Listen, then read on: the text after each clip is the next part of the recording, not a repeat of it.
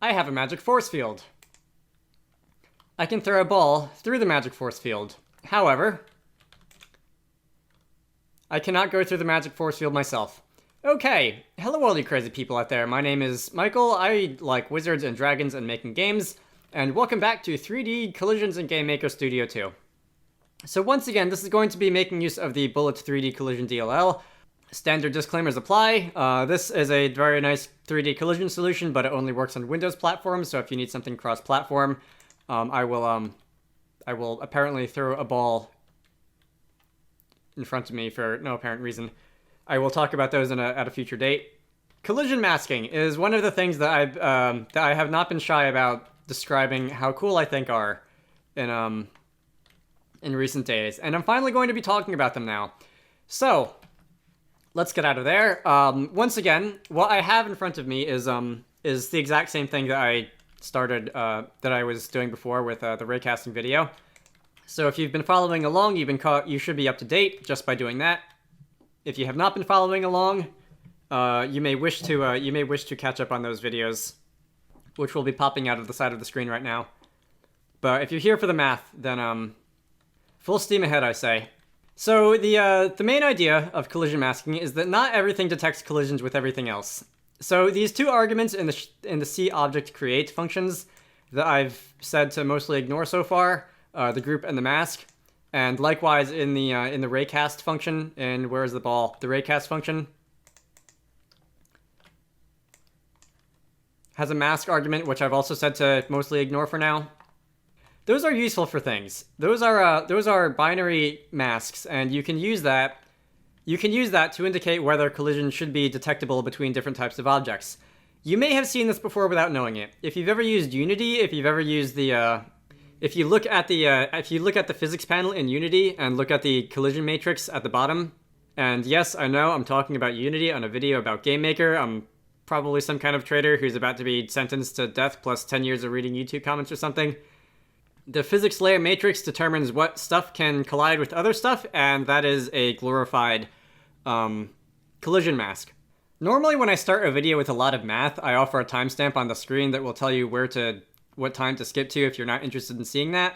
In this case, I guess I might as well do that. Go to this time if you don't want to hear a long math lesson, but I don't recommend doing it, especially if you've never had to deal with bitwise operations before, because this video is going to depend on them a lot. If that's something that you don't really want to have to deal with, if you're more of a designer than a programmer/mathematician, then you don't have to. This isn't something that will cause your player to fall through the floor if you don't know about it. If you just set the group and mask to everything in your collision world to 1, everything will be fine, but you will potentially miss out on some cool tricks. Fair warning. Math time. So binary numbers, right? They're pretty great. This here is the binary representation of, let's say, 10. I don't want to make this video a crash course on how base 2 works, but each of these place values can hold the value either 1 or 0. In the case of 10, that is 1 times 2 to the third, or 8, plus 1 times 2 to the first, which is 2.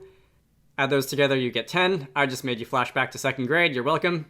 And you can do a couple logical operations on these, in addition to the usual plus, minus, add, subtract, divide, multiply, exponentiate, whatever you want with them. And the ones that we were interested in are the binary AND. If you've ever done any kind of programming at all before, you know that AND will look at two truth values, compare them, and if they are both true, the result will be true. If any one of them is false, the result will be false. The same thing applies with binary AND. So if you take a second number, let's say 6, and you AND 10 with 6, when you look at the binary representations of those numbers, you can go down the line. We'll start with the most significant bit. 0 ANDed with 0 is also 0. 0 ANDed with 0 in the second most significant bit is also 0. I'm not going to recite those out. We get to the third place value from the left. 1 ANDed with 0 is 0. Again, like I said. The one after that, the 2 to the second place value, or 4. 0 ANDed with 1 is, guess what, 0. Up next, 2 to the first. This place contains the value 2. 1 ANDed with 1 is 1. So we finally got something that isn't 0, and the last one, 2 to the 0, I suddenly feel like I'm insulting your intelligence right now, because you can probably figure out where this is going. So the end result of that is that if you AND 10 with 4, you get 2, And that doesn't really look like anything that we're used to from regular, everyday base 10 mathematics, but inside computers, it's got its uses. By the way, if you ever want to, if you ever want to test out the value of a logical operation, real quick, just to see what it is, you can go to any browser, any internet browser. You can open the console. On Google Chrome, it's Control-Shift-J, or if you right-click, and there should be an inspect element, and then that will show you the HTML, and the console is right next to it. Firefox has something very similar, I think. You can type in, for example, 10 and 6, and it will tell you what the answer is. If you wanted to and, let's say, 10 and... I'm trying to think of another number. 12 should be 8.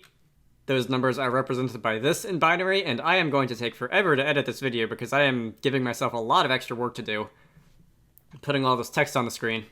You wouldn't think it takes me so long to edit these videos, but I'm a slowpoke. Anyway, where is this all going? You can use this fact to filter collisions. So if I go back up here to the collision shapes, where are the collision shapes? Alright, the collision objects rather. Here's one of them.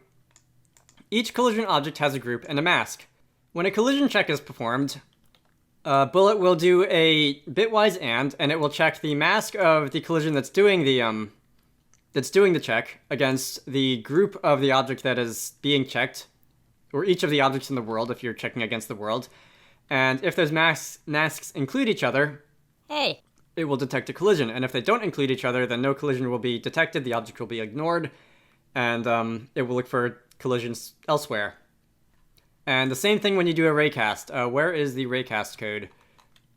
Since when you're doing raycast, you check the ray against the world or against a specific object, Bullet will check the mask of the ray versus the group of everything in the world, and it will do the same thing. If the group of the objects include the mask, then collisions will be detected, otherwise nothing will happen.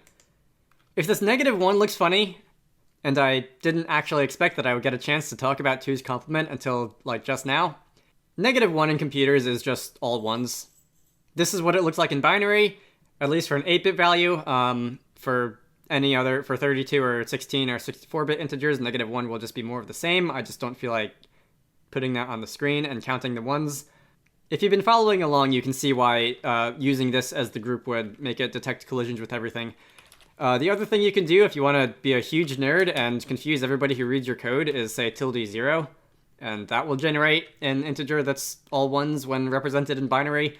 You could also do something like a hex number, which is 0.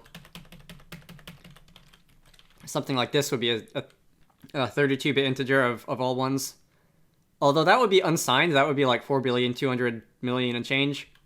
But the point is that everything will collide against everything else. So now let's start having some fun. This is my force field. Once again, this is a 3D model. A vertex buffer. It is just a plain, double-sided, 2 triangles on each side. If you are using an older version of GameMaker, you might do D3D draw wall or something like that. But that is just going to be a vertex buffer anyway. I am going to, where is that file? I'm going to take that, drag it into included files so that it can be used in the game. I'm going to load the force field when the other 3D objects are loaded. I'm going to put that down here in camera create. I'm going to draw the force field. And this is a transparent mesh. This is slightly tangential, but transparency in 3D graphics sucks. If you want to draw something transparent, your best option is to draw after everything else. Otherwise, you could find some interesting situations where stuff appears to like be invisible behind semi-transparent objects, but that's a story for another day. This has no collision information right now. I can just walk through it. I can throw stuff through it. I can walk through it. It's just there. It is a magical force field. The next thing I want to do is give that thing some collision information. So let's go, here we are. This is where the collision shapes are defined. I'm going to call it C-shaped force field. I guess I'll type this out instead of copying and pasting it in. This is going to be more of the same.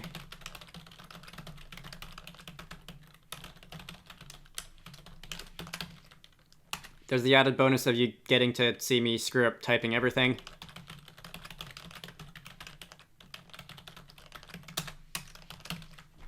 Code completion to the rescue. So we're going to load the force field from a file. Force field from a file. Force field from a file. Why do I force myself to say these words? After that, we need to make a collision object, because again, collision shapes are the templates, collision objects are the things that are actually in the world. And alright, you know what? I will get back to that in just a second.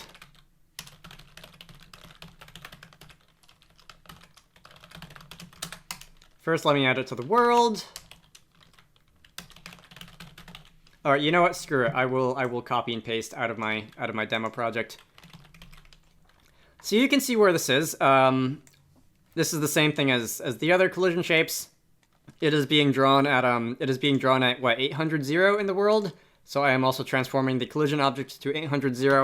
If I run the game now, you will see that 1, stuff I throw at the wall sticks, and 2, I am completely unable to walk through it. Okay, that's cool. It's got collision information. I like collision information. Masking. So I'm going to assign separate collision masks for the ball and the player. And to do that, I'm going to indicate that with a macro. You can hardcode these values if you want to. Please don't. You could also make them an instance variable or something, but since there's no point in having the value change, they might as well be macros. I'm going to give the player mask the value of 0x01, which is a hexadecimal number. If you're used to old hexadecimal numbers in GameMaker, $01 will do the exact same thing. I don't know how that works out on international keyboards, or I should say non-American keyboards, because the concept of international is kind of dumb because it depends on where you are. I don't know how that's going to work out on keyboards without the $ symbol, so I prefer to use 0x01. In any case, C mask ball is going to be 0x02. Oops, oh my god. The cord on my headphones is extremely good at making stuff almost fall off my desk by way of getting caught on them. Anyway, GameMaker doesn't give us a way to represent raw binary numbers inside it. You can't do, I think some languages would let you do like 0001B, and the B would signify that it's a binary number. GML does not let you do that, so hexadecimal is the next best thing.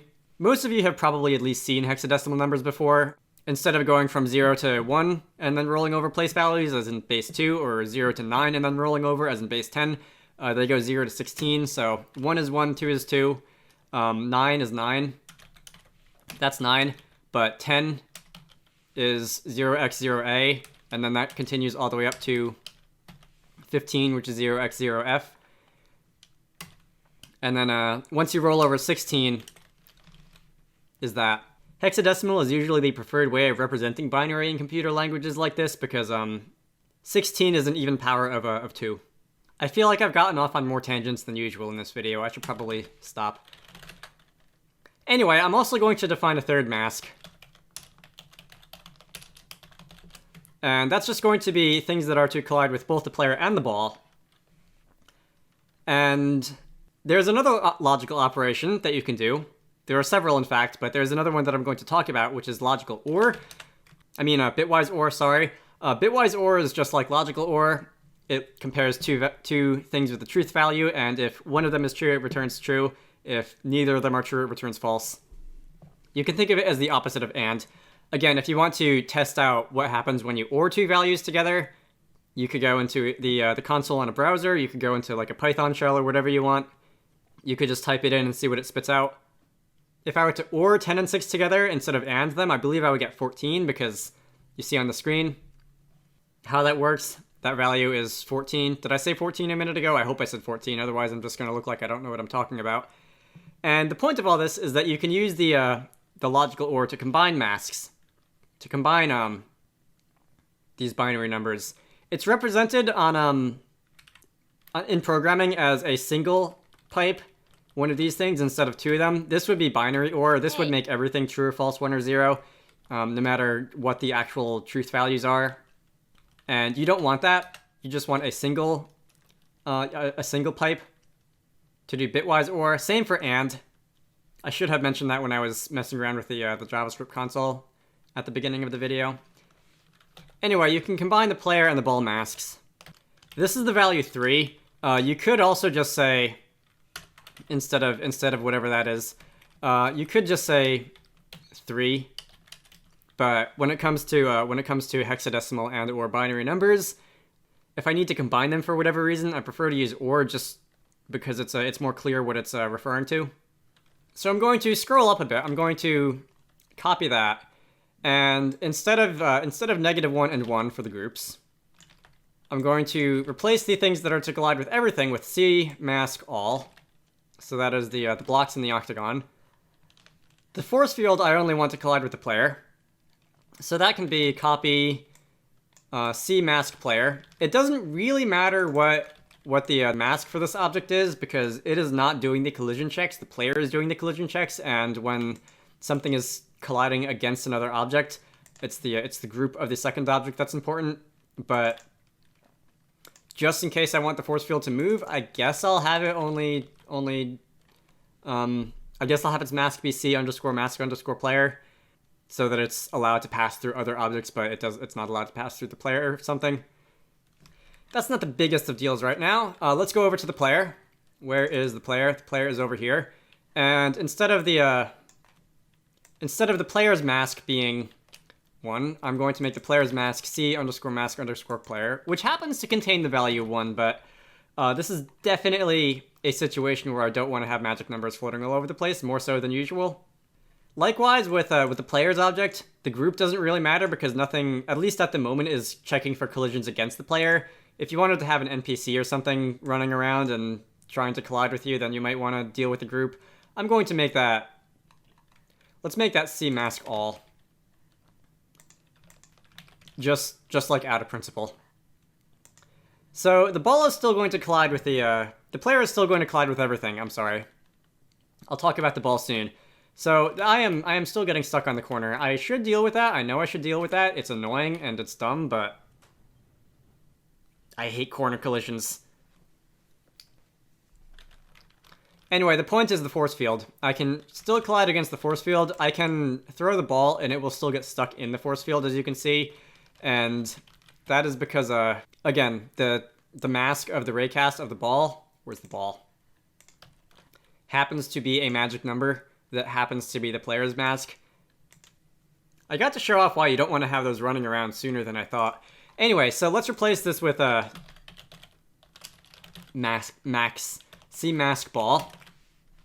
So the ball is only going to check for collisions against things that include its mask, and that means, okay, I missed spectacularly. I overthrew it that time. Come on. There we go. So it's going to get stuck in the purple thing, or in the other squares, but it will pass through the force field because it's allowed. And the force field mask does not include the ball.